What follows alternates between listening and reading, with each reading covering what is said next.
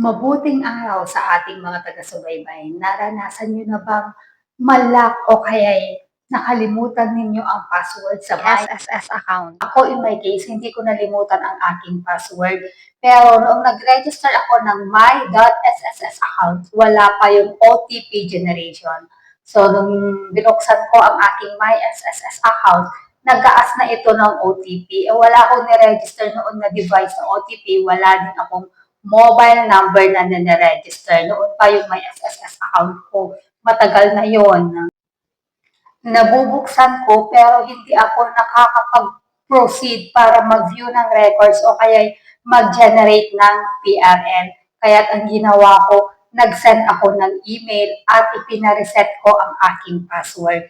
Meron naman silang procedure kung paano i-reset ang password. Kaya lang finalo ko, wala akong mobile number na gamit ang reset para doon nila isi-send ang OTP. Kaya ang ginawa ko, nag-send ako ng email sa email address na ilalagay ko sa comment box. Ibinigay din nila sa email ang temporary password para magamit ko pang open. At nung nakalagin na ako, pinalitan ko agad ang temporary password sa password na gusto ko. Ito ang ginawa ko kung paano ko ni-reset at nilink ang aking authenticator para sa aking SSS account. Ilang beses akong nag-forgot password sa araw na iyon. Select member.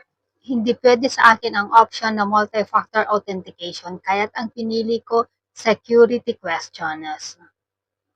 Kapag multi-factor authentication ang pinili mo, meron ka ding mga options sa pagpipilian.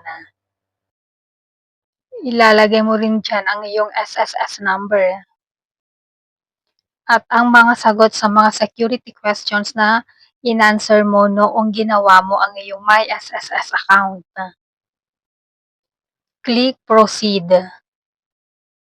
On the next window, gagawa ka na ng new password, then confirm new password. Then click Submit.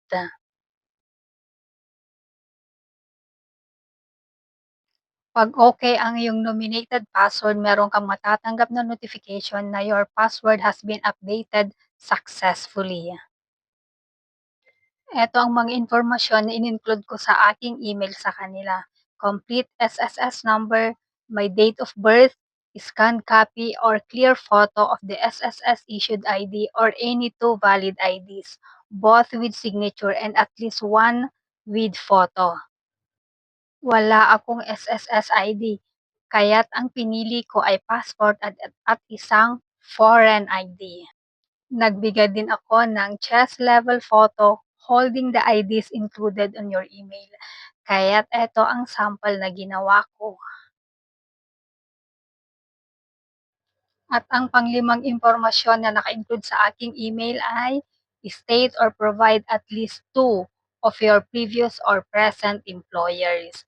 2 employer mo kung saan naghulog sila ng iyong SSS contribution. Kapag na-reset mo na ang iyong login information using the temporary password na sinendang SSS, pwede mo nang i-link ang iyong authenticator sa SSS account mo. Sa iyong dashboard, piliin lang ang Setup Time-Based One-Time Password. Pero dapat, na-download mo na ang Authenticator from Google Play. Pag na-click mo ang Time-Based OTP, i-scan mo ang QR code. Ako kasi ang pinili ko is QR code. Kapag in-scan mo gamit ang iyong authenticator, ang QR code, automatic na yan na mare-recognize at isi-save ko na sa authenticator app ko. Every time na mag-sign in ka sa My SSS account, i-open mo din ang iyong authenticator, i-click mo ang SSS doon na link, at may lalabas na 6 digits number, yun ang i-input mo doon sa My SSS account para ma-open mo ang iyong application ng SSS.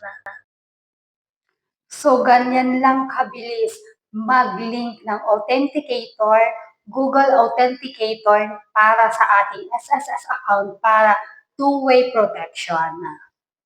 Kung ang impormasyong ito ay nakatulong sa inyo at meron kayong gustong tulungan, huwag mag-atubiling i-share ang ating video.